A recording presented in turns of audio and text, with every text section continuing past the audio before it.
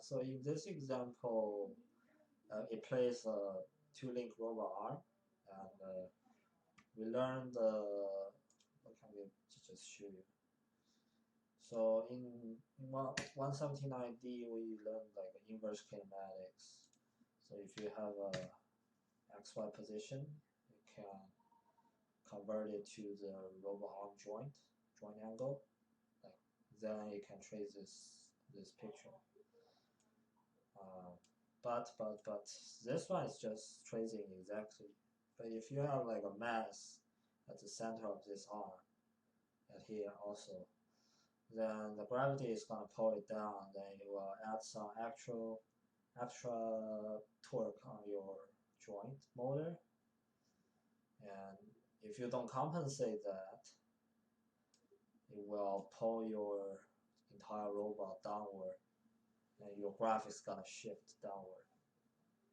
So yeah, and this one is a PD controller, so it doesn't compensate um, the gravity. So you can see the further it goes right, the more it goes downward, and it just deviates from the desired path. Okay, yeah, it's like that. And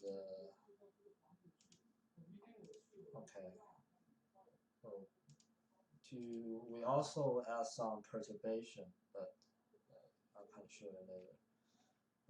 So if you want to overcome this gravitational problem, then you can set uh, a tau 1 and tau 2 to overcome this gravity and make it into your controller as some kind of compensation.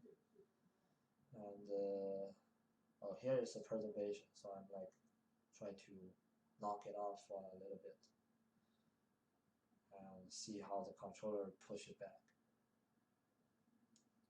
Okay, goes back to the type 2 here. So if I have the actual torque to implement to compensate in the controller, then I can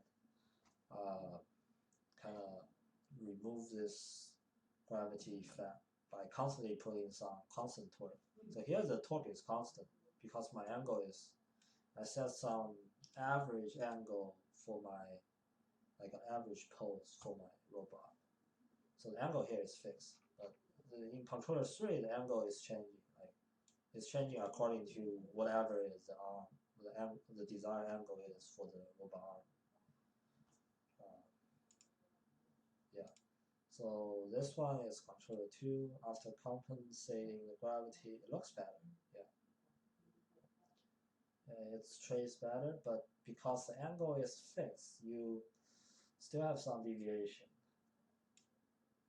It's still going downward a little bit, and it goes upward here because I have like an angle setting around at the center for here, so that's not good.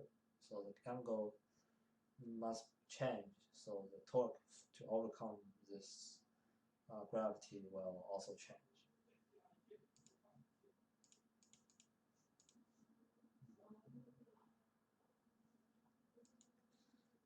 Okay, show you the. Oh, I just want to mention like this is OD45.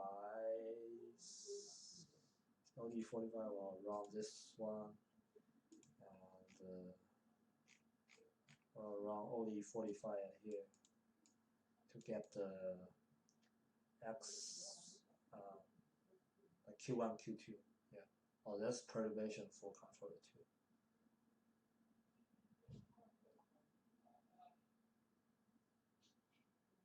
Okay. And as I mentioned before, controller 3, it still has tau 1 and tau 2, very similar, but now the angle is changing according to the desired trajectory we want. So Q1, Q2 are changing, so the tau 1 and tau 2 will also change. This compensation will also change. And then we have like this state feedback for this is the LQR output. Oh, I forgot to mention